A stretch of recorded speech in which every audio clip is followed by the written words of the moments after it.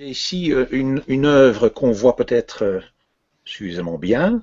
Mhm. Oui, c'est une vierge. C'est une assez grande peinture. En fait, Catio a peint beaucoup de vierges. On voit l'inspiration hermétique, le soleil et la lune qui entourent la Vierge. On voit aussi une demi-lune sur la Ouais. tête de la Vierge. On Mhm. voit le lys, bien sûr, Oui. traditionnel. Donc sur cette Vierge avec les symboles alchimiques, en tout cas de la Lune et du Soleil, Oui, elle a une couronne lunaire aussi au-dessus d'elle, non? oui, oui. Hmm.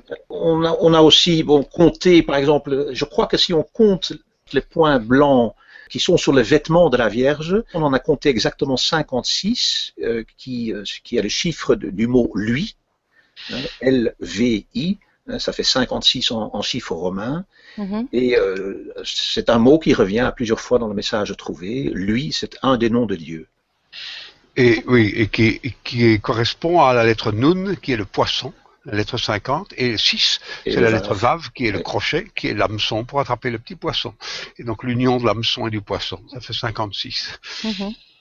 Un autre tableau qui pourrait vous intéresser très fort, qui à mon avis est un des plus beaux, c'est l'Annonciation, où on voit la Vierge étendue sur un lit à baldaquin, carré, enfin rectangulaire, Mhm. Mhm. qui manifestement fait allusion au cube de la nature, et on voit cet ange qui est à la fois transparent, et en même temps il y a un reflet d'un ange noir de l'autre côté. C'est assez extraordinaire, c'est esthétiquement de toute beauté, Mhm. bien que le but de Catio par sa peinture n'était absolument pas esthétique.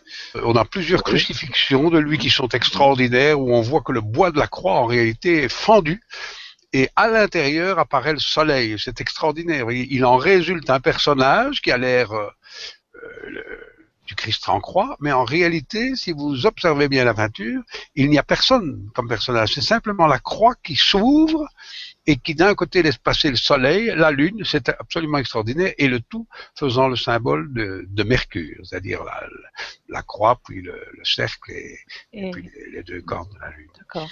Mhm. J'ai encore ici une peinture d'une vierge, c'est sur l'édition espagnole du message trouvé.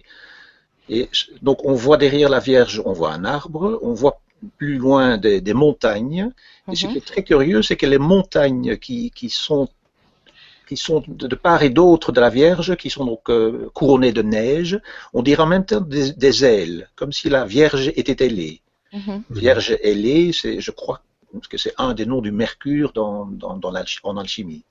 Oui, et on voit aussi qu'elle tient un livre ouvert.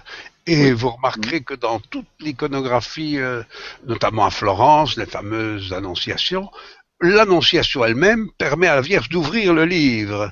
C'est comme si le livre s'ouvrait par l'annonciation. C'est évidemment une allusion au sens ce que l'on appelle chez les Juifs dans la Kabbale les deux Torahs. Il y a une Torah Ketuvah, la Torah écrite, et la Torah Shebehalpé, c'est-à-dire une Torah qui est sur la bouche. Et la Torah Behalpé, orale, est la seule qui ouvre le livre. Donc on a accès à l'écriture et au sens christique de l'écriture que par le mystère oral de la Vierge. C'est assez extraordinaire. Donc le livre s'ouvre. On a par exemple dans le fameux tableau de Simone Martini, on voit vraiment ce livre qui s'entrouvre avec une Vierge qui est terrorisée par un ange qui a l'air tout à fait coquin et qui à la fois lui montre un Y extraordinaire, à la fois par ses bras et à la fois par son pouce et son index.